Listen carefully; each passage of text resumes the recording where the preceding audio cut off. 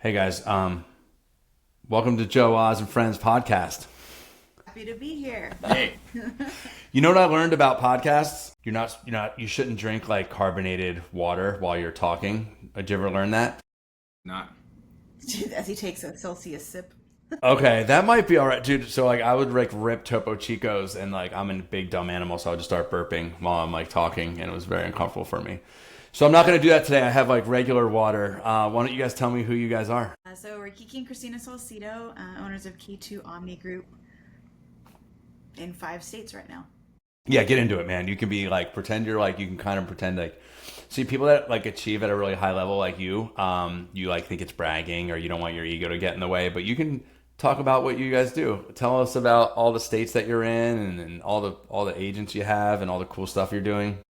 All right, so we're in 5 states currently: New Mexico, Texas, Arizona, Massachusetts, and Florida. And we currently grew in the last 3 years from just six of us, and now there's over 66 of us. And we're all ran out of a local hub.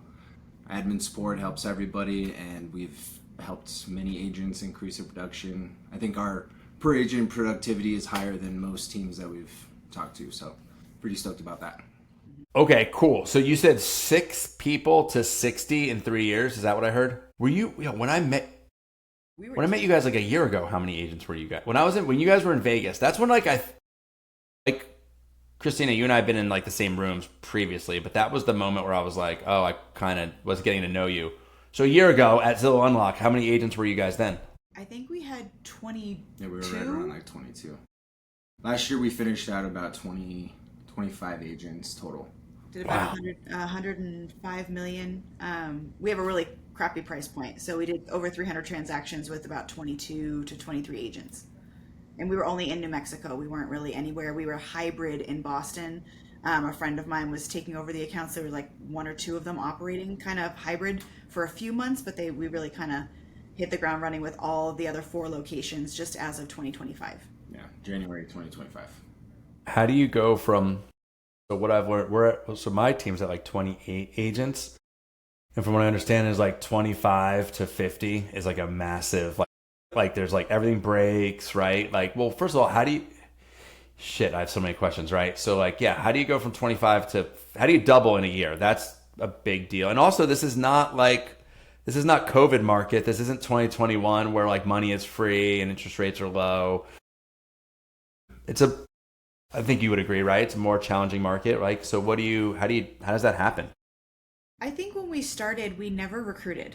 So we were an independent brokerage, and it was basically by word of mouth. People would either come to us or people would just bring someone that they knew along, and we would train them from the beginning. We were very hyper focused on new agents. We were really good with that. And I think honestly, bringing in the right people, we brought in our now partner, Nate Armstrong. So he is more so like on agent recruiting, accountability, and coaching. And we were being more intentional with what our goals were. So we started recruiting December, January of last year, like actually using like a company. We started using Humanize, I would say probably actually maybe like February or so, where we were actually doing outreach for agent attraction versus just letting it organically grow. And from there, yeah, I think it was just word of mouth and people bringing Well, I people. would say like a lot of it had to do with the leverage, right? Because for the longest time it was just her and I doing absolutely everything, right? You know what that's like. So the moment we hired our office manager, who's now a partner as well, Bernice, that took so much off of both of our plates, and now we're able to focus more on the systems. And then once we got the systems more locked in, we hired our director of sales, and then we were able to step away from that and then focus on better avenues of our time so we can make the most out of the actual company that we're building. Yeah, there's these things that you like hear. What do they say? Like you're listening, but are you like there's these things that you hear that they don't really click, at least in my experience. And one of them was like it's never a what, it's a who. And I heard that like when you like hear something and you're like that's fucking important, but I don't understand right now. So I might just keep that close to me for a little while. That was like one of those ones where I was like, okay. And nothing's ever been more true, man. Like and so yeah, they freed you guys up. I want to ask you guys about. You said you focus on newer agents. Can you tell me about that? Because that sounds like most people would probably come at you, bro, about that one, right? Or challenge you about that one? I think it's because when we didn't really understand our value in the beginning, so we kind of organically grew with new agents. People would see us, in showings or, at classes or whatnot, and they would say, gosh, you guys are really growing really fast. Like, even just like with our business, the two of us, and they'd say, I want to learn from you. And so our first agent was literally a person that went to real estate school with us. He joined another team and he's like, they don't have time for me. They don't know what they're doing. He joined us and got something under contract immediately. And I think it was more so we realized what new agents were lacking in other teams that Yeah. they're going to in brokerages. And I think for us, we like molding them from the beginning because they don't have bad habits. You bring on agents that know it all, and it is so hard to get them into a different mindset of, you know, lead based. Like, we're very lead based. A lot of our agents, they will do COI, SOI, but we are a lead based company. So being able to take somebody that knows nothing and teaching them from the ground up, we're able to create monsters that way. So people know and now will send people to us that got their license and say, hey, you want training? You need to go to K2. And a lot of our heavy hitters that have been with us for years, they came on as brand new agents. And now Wow. they're crushing everybody. Yeah, for me, it's always been just like kind of a chip on my shoulder because whenever I first started in real estate, I was going around to all the brokerages asking, can I pour your coffee? What can I do to start getting involved? And all of them wrote me off. And the brokerage we ended up joining, they were like, oh, you're our first new recruits that we've ever had. And we ended up blowing everybody out of the water. So that keyed me in, and we were all new at one point. So why not give the advantage of what we built to those new people and let them blow up? Mm-hmm. Dude, I love that. We were the same. I was the same way, man. Oh my God, I could totally get into it. Yeah, also they're just I think real estate is changing. It's not the same thing anymore, man. And the newer ones are willing, right? The word willing is so important, right? And they're curious and learning based, right? And and someone once said to me too, if you holy shit, right? Ego is the worst. And so if you think you know everything, someone said to me, if you think you know everything, right? Then you can't learn anything. If you can't learn anything, you can't grow. If you can't grow, you're kind of, you're not going to make it, right? So, okay, cool. So you guys, Kiki, I'd love to see you going around asking people to fucking pour coffee or take out the trash or whatever you want to call it, whatever I can do. I would love to see that shit, right? But that's willingness, right? That's cool. That's all the things we just talked about, right? That a new agent's willing to do, right? I remember, holy crap, we got Flex, and I brought on this experienced team that really just wanted more. They were they'd been in the business a while, and I remember the first Flex call came. This is a very experienced team. The woman was older than I was, right? Which is fine or whatever, but they were very experienced. And I remember the first Zillow Flex lead, she called me angry, and I was she's like, Joe, I just got my first Zillow Flex lead. And I was like, sick.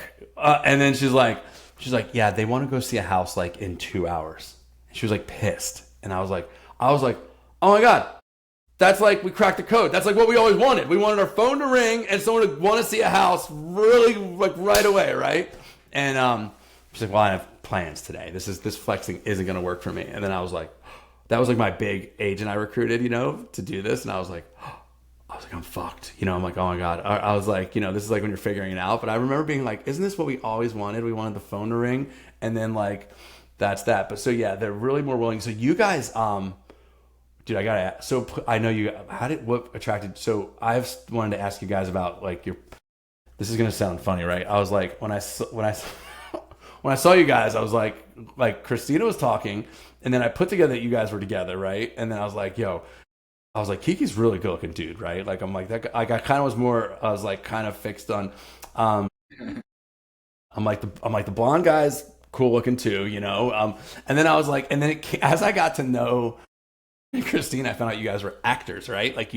Am I getting this right? You guys were is that how you guys met? And I was fucking, of course that guy is an actor in Los Angeles, dude. Of course that guy. Kristina, you're very attractive as well, right? We're all friends here. We're not canceling anybody, or there's no Coldplay situations going on here, right? But I'm and by the way, I don't like to hang out with ugly people, to be quite honest with you. But can you guys talk about, like, is that true? You guys met at like a soap opera? Do I have this correct? Can you take me? That's fun, by the way. Like, if we sit here and talk about real estate for like 40 minutes, people are gonna be like, this is the worst, right? But can you tell me about how you guys met, and then like take me to how it got to real estate? Like, Kristina, I have seen your Facebook, and I did see you on a red carpet somewhere. Can you tell us about like what that was like? Because that's kind of fucking cool. So we met. We were doing a General Hospital audition, and it's funny because we were in a class together, and I'm terrible. Like, I don't know anybody around me. I don't pay attention. I'm like oblivious to the world.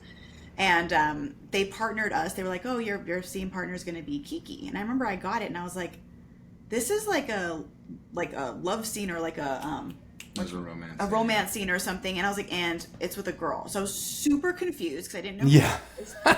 And I'm like, there's got to be a mistake. My friend's like, I don't know. Like, well, I guess go meet. So I texted him and I was like, all right, well, I guess like we should meet before class, to, like, talk about this. And he showed up and I was like, oh shit, it's a dude. And I was like, cool. And it's a good looking dude. And I was like, well, Nice. this can work.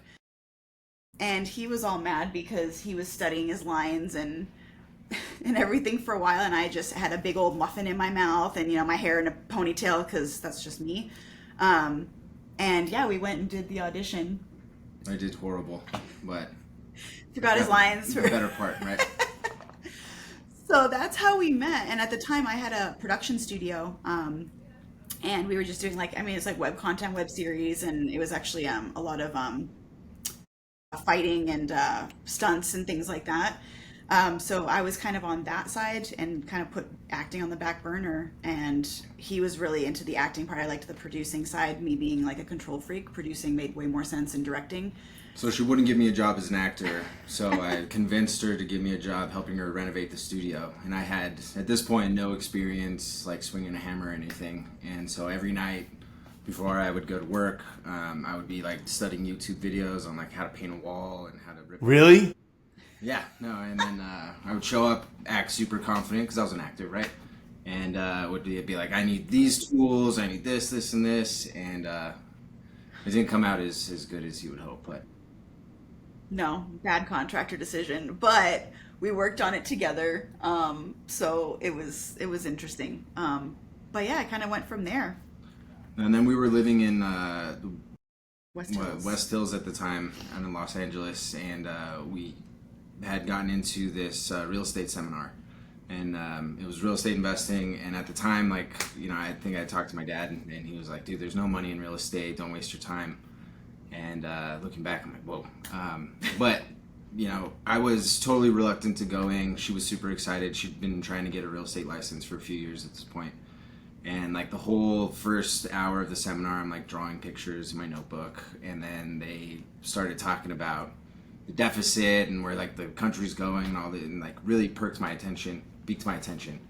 And since then we've been, well, that was almost 10 years ago. So we've been all in on real estate since then, hyper focused. So you guys have always been like super like entrepreneurial kind of people, right? Like with the studio and all that stuff. And do you guys have like a television show that you put on in the background that you've seen a million times by any chance? Yeah, New Girl. Like literally, I watch it every night before I go to bed. So for me, that show is Entourage. Remember that show? Yes. So I was like working at home yesterday, and the one was on when Ari Gold's wife worked on. She was like a soap opera star or whatever, and she got like a gig like again, and he went on set, and then she was supposed to like kiss a young guy or whatever, and he like went into the guy's dressing room and tried to talk him out of like kissing his. I just watched that episode or whatever in the background. That's what I just thought about. And then how did you guys get from LA to New Mexico? So he had a family member pass away, and he was like, I have to go for a funeral. And so we were like, oh, okay, like, yeah, let's go take a look. And when we got here, I got to see how inexpensive, because we were looking at doing flips in LA, and it was like a burned down house, 1,000. And so we came here, and I saw animals, and I've always been an animal freak. My mom and I had a 501c3 dog rescue since 2008. Wow. So animals have always been my thing. And so I was like, so like I could have like horses and like goats and chickens and stuff here. And he's like, yeah, that's what I grew up with. And I was like, sold. And so 30 days later after the funeral, we went home, packed up our stuff, and moved here. And honestly, our segue into real estate was we were trying to buy a house, knew nothing about the process because we were on the investment side, like learning the investment side, hadn't done it. And we got royally screwed on it. We thought we were closing on Monday. We packed up our entire life and we're moving. And I called to be like, hey, what time are we closing? And the lender's like, you guys aren't closing. I'm like, oh, that's news to us. What do you mean? Like, we're moving from LA to here. And they're like, oh, your agent didn't tell you. And it was awful. We lost our earnest money, which we shouldn't have now knowing contracts. Like, and so we were both like, you know what? Instead of just doing investment, we're going to get our license because this shouldn't happen to people. And that's why we kind of took the more educational approach, even like with agents, on they should know this stuff to protect the public. And that's kind of how we really dove into it unintentionally. We were supposed to just be doing investment, but unintentionally dove into the actual sales part. So you guys are really big. You guys are, what I like about you guys, you're like really big thinkers. Like you guys are like, and also I think there isn't anything that you guys can't do or whatever. And I think that I want to know where is K2 Omni Group in 3 years? I think 5 years is too much right now. 3 years, like where is K2 Omni Group going in 3 years? If I talk to you in 3 years, where will you guys go, right? And then can you kind of talk about, like, I'd love to know what you guys think, like where's the real estate industry going, man? Like where is that going? What's going to change? What should we be on the lookout for? I think you guys are really smart. What do you guys like? What should we be thinking about now as leaders and like as a team leader, as broker owner, whatever? Like what does that look like? Where's the real estate industry going? What do you think is going to change? And where is K2 Omni Group going in the next 3 years? I think the industry, with like the emergence of AI and all the tech that's coming out nowadays, I think if you're not on that boat, it's going to ride right past you and you're going to miss it, right? And the people that are on it are going to end up capitalizing and taking over the entire market. So that's my 2 cents on it. I think I agree with that. I think the days of just sitting at a brokerage just to get like a high commission is gone. I think that your brick and mortar are going to be gone. People like the lifestyle of being able to run and gun. They like working from home. There's some people that like to land every once in a while. And I think with us, like we were with Remax from 2017 to mid 2019. We opened up our own brokerage, Simply Real Estate, with our mentor at the time. Got to about 150 agents, and then we opened K2 Omni Group as an independent, like teamerage, in 2024. And then we honestly really started skyrocketing when we realized we didn't need to do everything, but our agents needed more. And so we jumped to EXP in April of this year. And the main reason was because we needed to provide them with everything, but we also realized we were so limited to what we ourselves could provide. And we were like spinning our wheels into too many directions, where he and I did have a little bit of an ego where we're like, we created K2, we were K2 Realty Team, K2 ABQ, we were like K2 something. Been a lot of rebranding. And so we were like, we have this, and we were able to grow to the capacity that we have just being independent. Why would we ever adjust that? And I think we really hit a lot of roadblocks in where the industry is going to go, because we can provide everything, and we do provide a lot, but having an additional support of another big tech company. So when we joined EXP, we were able to open the next day, as opposed to us trying to find a QB, like a broker or whatever. It just halted our growth, and liability wise as well. But then also, like, EXP has its own tech, so like we could shoot our agents over into like, hey, onboard with them, learn all their stuff, and then we're gonna hyper focus on how you can grow your business in a smaller group as opposed to like the giant brokerage. So we were able to kind of utilize both so that we were able to offer more. And I think a lot of people that come to us, they're coming for the tech, they're coming for the innovation, being in front of everything, and then having that big giant network without necessarily having like a massive amount coming out of their checks in order to do that. And so I see the industry and the market turning into a teamerage, like team focus, because brokerages in general just can't really provide, especially to new agents, what they need. Once they're veterans and have their own, then they can learn that. But I think they need to get a cutting edge one that's adjusting as opposed to sitting like in the past. Yeah, I would say like one thing that I loved like joining EXP was every brokerage that we've talked to in the past, and even ourselves as we were an independent brokerage, it was about creating like our own proprietary technology. And whenever you do that, by the time it's released, you're 5 years behind. So what I loved about EXP is they don't recreate anything. They're partnering with people. And so it allows us to accelerate at a faster pace, always having the most updated information in tech. So, I mean, it's been a huge value add. So tech is where Tech's where it's at. Yeah, that's where I see it's at. And to answer your question, where we're going to be at is, I think Colombia, we're going to be international here pretty soon. Really? We have an agent that's, I've always wanted to be international, but we have an agent that he's a frequent Colombia visitor. He has a little coffee operation going, and he's already working on a team out there. It's just that it's feeding into the network and growing together. Because a rising tide lifts all boats, and we want to be that tide for everybody. And I think K2 in 3 years will probably be at least 10 to 15 states, maybe do like a few states a year. And then obviously we grow with Flex, that we're kind of like hand in hand with our expansions within Flex. So I think that'll be where it is. And I think more so we would like to get more on the back end tech as opposed to like the day in and day out. I want to keep grabbing more and more tech for our agents and teaching other people kind of how to do good business versus just trying to fly by the seat of their pants and grab things. That was sick. Well said. I love it. That's so exciting. And you can go to Colombia at EXP. Yep. Are they already open there? I think so. I think that I know Veronica's in Puerto Rico and Dominican Republic, I think. So I'm pretty sure you say, hey, we need to go, and we can go. Wow. Okay. So in your value prop, what's like the most valuable technology? Like I'm an agent and I really want to, I agree with you. What's the value prop? Like what's the tech that you guys are going to provide that really is going to enable me to go and do my thing? Do you have 10 hours? Tech is our big baby. We're piloting always something new and different. We use a lot of AI within our coaching. So we have AI assistants in there. We have AI coaches, as well as we have additional actual in-person coaching. We are systems nerds when it comes to organization and how your workflow should be looking and accountability. So within those, Shiloh's been huge for us. We're a partner with them, and they listen to your calls. You can actually role play with them. You can see where you're falling off, talk time versus listen. And so our agents really like that because especially if they're new, they're like, I don't even know. That's Shiloh? Shiloh.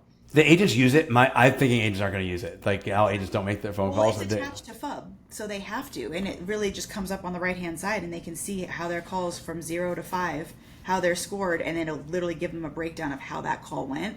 So they kind of use it by default. And then when they have their accountability check-ins with the coaches, they will dive into Shiloh and say, this was your worst call, this was your highest call, how do we fix your call? So we do incorporate it within our coaching. So they kind of raise your so Nate uses it as a tool as well. Does that sound right? Yeah. Nature sales manager, when he's meeting with the agents on pipeline reviews and things like that, dude. So he doesn't have. Dude, I remember in the beginning, I listened to all the Flex calls. I listened to them, I graded them, and geez Louise. Okay, cool. All right, awesome. Dude, I feel like I should join K2 Group. Hey, that's how we started talking, right? Yeah, dude. I wouldn't be surprised. I wouldn't be surprised, by the way. I wouldn't be obviously you know what, you guys just do it because you do it better, right? That's cool. Okay, pretend I'm a team leader and I'm not using AI. What's one thing I should be? I mean, you just said it, right? It's all the same stuff, right? I mean, I think just utilizing it in order to you have to, Nate always says, you don't know where you're going unless you know where you've been. And we're utilizing AI in that sense where, we get all the data in order to know how to fix what's going on, because everyone can always adjust and learn. So it's not even necessarily you're doing something wrong and you're learning how to fix it. You're learning how to grow and be better. And it's allowing us to get very granular with everything too. So it's not just hey, make more calls. It's hey, make better calls. And this is how. Wow, that's awesome. Okay. We have a ton of other tech. Yeah, I mean, to be honest, it's not just one. It's one tech that can integrate with a lot of tech, so you're not going a million different places. It's what you can streamline within one system and utilize all the different tech resources within it. And I think Follow Up Boss has been that for us. We've been able to integrate everything into it, and it feeds everything. And we've been able to grow. Had it for 7 years now. End of 2017 is when we got it, I think. Yeah. Someone explained Follow Up Boss to me in the beginning as like, did you have that kid in your high school that had like that hoopty, like that, and he added like the muffler, that like kept adding like crazy shit to the car or whatever? That's Follow Up Boss, right? You just add all this stuff to make it into whatever you want, right? That's great. What I'm gonna switch gears here a little bit to some fun stuff. What that stuff was great. What famous people have you got? Who's the famous person that you've met that was like cool to meet? Tim Grover. Wow, that's cool. The best experience of my life. He was the coach of Kobe Bryant. Relentless, right? Oh yeah, no, and dude, just shaking Would his you- hand was uplifting. It was at You FubCon. like went to a seminar that he spoke at, I assume, or And then we saw him after. So he was at FubCon and like 2.5 years ago, 3 years ago, and I saw him in the bar after. He got off stage, and I like went out to try to catch him. wow. Got a just, picture like, with him and everything. That 3-second conversation, like I was so motivated. The rest of, well, I'm still motivated. Like I'll still like reread his books just to feel that, love the energy. My partner and I, we use the cleaner term pretty often, that's when he talks about the janitor, like the janitor knows everything. Like the cleaner, like he knows, he's like, the teacher that has the vodka bottle in their trash can. He knows the one that's like staying after and helping the kids. Like that was really powerful, man. The cleaner thing was really, really good. Kristina, any famous people that you've met that was like, whoa, that was awesome? Honestly, it was The Rock. I worked on the game plan with him for like, I think it was like 3 or 4 days. And he was like the sweetest thing on the planet. He just would go over and talk to people, and he sat down and we had lunch. Like there was like a few of us there.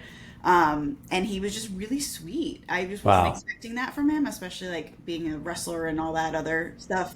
I've met a bunch just being in LA, but he was the one that I was like, oh my gosh, he was like the biggest sweetheart. There were some that I was very disappointed in meeting, but he was really cool. Oh, that's so rad. What's your go-to karaoke song? None, I knew it. You're like, I'm not doing that shit, right? I don't think I've done karaoke. So, all right, when we're at the karaoke bar, I'll do your karaoke song for you. Does that sound good? Kanye West, I can do it. Yeah, all right, cool. That's funny you bring up Kanye. I remember I posted, like, I was like listening to a Kanye West record. This is like years ago. And I like just put it on my Instagram. I was like, oh, I'm listening to like College Dropout. And then someone messaged me like, yo, dude, it's really bad. Gave me shit about posting it, I guess because of all this political stuff. And I'm a huge fan of like early Kanye West shit, man. Oh, big time. This one too. Yeah, I love it, dude. There's a new documentary coming out about him in like next month. Do you know that? So apparently he took some kid, like a straight up kid, like a 19-year-old kid or something, and like has like had him following him around for like recently, like the last like 5 years. And they're going to put out a documentary about like whatever's happened in the last 5 years. Did you watch the documentary of him on Netflix? The Genius one? Oh, you got to watch it. It's so good. So like one of his like childhood buddies like followed him around from like Yes, no, I did watch it. Yeah. it was so good. Yes. And it's kind of crazy when it got to the end when he was like kind of losing it a little bit. And that guy, he like explained like I had to stop filming Kanye because I didn't feel right like filming what was happening and then like sharing it and things like that. But yeah, no, I get that as well. Let me ask you guys this: what's Fast Forward Movement? Fast Forward's super cool. Our agents are in there all Yeah. Our agents are in there all the time. Gosh, I think it's like out of the top 25 teams, there's like 17 of them in Fast Forward or something crazy. But what is it? Pretend like someone's listening to this and doesn't even know what it is. And sometimes I have a hard time kind of explaining it. And I'll tell you why. Because I think in real estate, there is so much that's over promised and under delivered, right? So when we talk about like everyone's got coach, leads, training, and support. Everybody's got it, right? When you go to Keller Williams, like leads, training, and support. And then you get there and none of that is true, right? And so like, I'd love to hear like that was a huge part of you guys joining EXP, I believe, right? And what is it? What have you gotten out of it? And how would you explain it to someone that doesn't really know what it is? I would say it's a organized brain dump from the top industry professionals weekly, And like I've been to 1,000 like training seminars and masterminds and all this stuff. Every time I go to Fast Forward, like I leave with like true value that I can extract and put into my business, and like we can see the changes already. So Yeah, and it's like, and obviously, like it's an exclusive network. You have to be part of us, all of us, to get in there. But it's really cool because they, they have additional training. So like EXP has their own stuff, like we have our own stuff. But this is one that is, high level stuff where you can get stuff from like, on team lead side. The agents get a lot of value. They had one that was like with mail marketing or something that my agents were in, and then all of a sudden they like went ham on mail marketing, but there's actionable items in there as opposed to people just talking at you, which I think so many masterminds and meetings and trainings and all that, they just talk at you.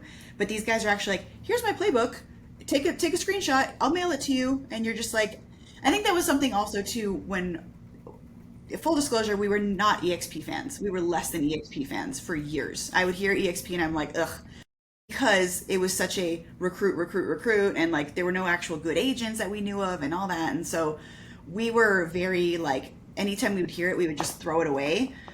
So even Joe, when you started talking, I was like, no, Joe, no EXP, no EXP, because I've never really been in those rooms or been accessible to those people. And then once we started listening to like the people that are actually doing this on a high level, are a part of that, we were just only hearing the noise of like the people that really weren't producing and really weren't a good representation of what EXP.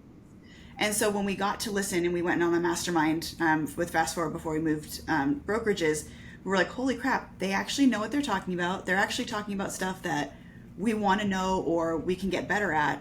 And so it was a different mindset from what we've, I guess, previously been introduced to. So that was kind of nice. And Fast Forward was obviously huge. You have Veronica, you have all the big wigs in there that you can learn, and they give you their playbook. And we were very surprised when you would saying like, everyone's really, they'll want to help, they'll give you their playbooks. I'm like, yeah, I've heard that before. No, like they'll give you the dang playbook and you can literally copy and paste it. It's wild. I didn't really expect something like that to exist. Yeah, I think it's a culture of abundance that doesn't exist anywhere else. And I think I remember being in so many masterminds where so many people talk on theory, like, oh, I've heard this works. Or I remember one time I was in one of the very early on, they were creating the culture of Fast Forward and the masterminds. And I was on a Zoom where we were having a mastermind, and two people in a row, like I remember it was like Dan Vier, and he's like, excuse me, are you proven in what you're about to talk about? Have you done it? Have you succeeded in what you're about to talk about? And those two people were like, I'd never seen anything like this before. I think one of them was me, right? And I was like talking on, I'm like, no, I haven't actually. So I should shut the F up, right? And so it's like people that are actually proven right. I think it's so important who you hitch your wagon to, right? And so like, believe the believable person who, like, I like receipts, right? Like, I want to know. And like, I got to a point in my life where I'm like, fuck, I shouldn't be listening to this person. They've never done the thing, right? Like, yes. People talking about real estate investing or wealth building or shit, man. And one time somebody was like, dude, are you going to take weight loss advice from a fat person? And I was like, whoa. Well, you say it that way, like, sounds mean, but it's true, right? Like, it's totally true. But I found the same thing. What, tell me about your sales manager. Sounds like Nate. Is he your secret weapon or what, dude? He's definitely become our secret weapon for sure. I mean, we got him a year and a half ago and we've tripled almost. Yeah. This year we're going to be tripling what we did. So yeah, no, he's like analytical, not like us, like focusing on like, this is the next point we have to hit, and he's just an executioner. Metrics, numbers, like, hey guys, we're at this profit level, or we're here, or the agents are doing only this much productivity, but if we hyper focus here, and Kiki and I are like, yeah, we're always like, again, theory, right? Not theory of where we want to go, but I'm really bad. He's better. I'm really bad at being like, this is the next thing we need to do. By next week, we need to get this done, because I'm so... Oh, God, yeah. I'm so terrible at it. And so Nate will literally be like, all right, guys, like, we're having a leadership meeting. And then we're like, okay, and we'll sit down, and he will write an email at the end. These are the actionable items. Kiki, this is what you're supposed to do. Kristina, this is what you're supposed to do. Bernice, this is what you need to do. And so it was something that we knew we needed, and we have been really good at flying by the seat of our pants. So for me, I'm like, if it ain't broke, don't fix it. This one's always like, we need to fix it. Essentially, Yeah, or him as an accountability manager for the agents, and he's more of an accountability manager for the admin, and because that mean he keeps the train moving forward. Yeah. wow, that's awesome. You guys, I got a couple more for you guys, if that's okay. You guys, I know you, and you guys are very present with your family, with the kids, and things like that. How do you balance it all? Like, what's the advice for somebody that's like a business owner, or even just a realtor that like really wants to be able to like spend that quality time? Because you guys, what you guys have built is pretty awesome, and I see it, right? I see you guys spending time with the kids by the pool, swimming, whatever, all that stuff, going to the theme parks, all that. Like, how do you balance it all? Like, what's tactical advice you can give to like the parent that wants to like leave it all in the court at work, but also be there for all the stuff at home? Like, what advice would you give? Because real estate is business owner entrepreneurship's 24/7. Real estate is kind of can be that way. How do you balance it? Because that's really a real challenge, I think, for a lot of us. Don't sleep. No, I'm just kidding. I don't know. Well, I mean, like in the beginning, like the kids were attached to us 24/7. They were in, 2 days out of the hospital. They were in our listing appointments. Like they've always been attached to us, and I think the only way that I'll get it. the only way that we were able to really create more of a balance is to leverage. The more we are able to like bring in people that actually were able to take, because I mean, a lot of the stuff we do is the minutia of real estate, right? So if we can like offload some of those tasks, then we can focus on the more high level things like our family. Well, I think that, and that's why we really preach that to our agents is like, hey, look, all you require is build the relationship with the client, show them the house, and then help facilitate. But all of our other support and admin do everything else. Our support and admin hand off the leads and set the appointment. They put it from contract to close, including writing the contract. So like all that time, like he's saying, people spending time writing offers and trying to pre-qualify people and all of that takes up so much time that they could be delegating it to somebody else. And like, yes, your profit, you're not getting 100% of the pie anymore because you need to delegate it, but you're going to be able to do 3 times more of the work, or workload of progressing forward, and you share the work with somebody else. And I think that was something that I struggled with because I'm a control freak. I wanted to do everything. So they've been telling me for, it was like 3 years to try to get an assistant, and I just didn't want to. And then finally, once we did, we started moving because Kiki and I were able to focus on the stuff that we're good at. And I think for agents, being more intentional with their time, people like to say that they're so busy and they're working all the time. And if you actually sat down and had a camera behind them, they're working maybe a couple hours a day so smart that they're not getting anything done. And I think people need to be honest with themselves on how much time they're spending. So if your kiddo's at school from 9 to 3, don't horse around, work. And then everything else with your kiddo can be with you, or you should be finished by that time. If you time block or you delegate and you figure out your stuff, then you shouldn't have to work after that. And I think it's just getting either the right coach or getting on the right team or getting the right brokerage that's going to teach you how to do that, and just be honest with yourself on how much time you're actually spending working as opposed to spinning your wheels and doing other crap. Yeah, I think a lot of people get into it for the flexibility, right? But the flexibility is like you being able to manage your time correctly. But if you're not managing your time, you're not going to have a business to manage. So. And then you won't have time for the kiddos because you're going to be constantly in a rat race trying to catch up. Yeah.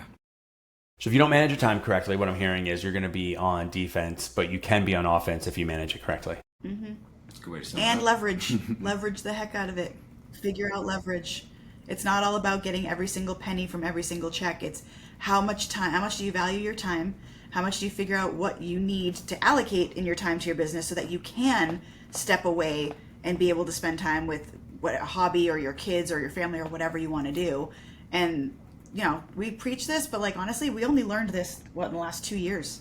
I mean, we were the parents that we would try to be as present as we could, but we were running and grabbing at things, and the kids were, like you said, they were with us everywhere. And now we figured out how to leverage and figure out our time so that we can go for 3 months and live in Florida, and the business doesn't stop. That's awesome. Wow, that was a lot of really rad stuff. What questions didn't I ask that I should have asked? I don't know. You had some good ones. I'm trying to think. Yeah, that was some good stuff, man. Why don't you do this? Why don't you just tell us again what areas you guys are in? If an agent's looking for you guys, where can they come and meet with you guys, get leads, and have their offers written for them and their signs put in the ground for them and all those things? Like, what areas are you guys? Where can people come and work for you guys at? So we're all over New Mexico, Dallas, Texas, Phoenix, Arizona, Tampa and Orlando, Florida, and then Boston and like South Shore, Massachusetts right now. Okay, awesome. Cool, guys. Well, it was awesome chatting with you guys. Yes. That was super fun. I'm gonna stop this now, but hang on so I can talk to you guys and say goodbye.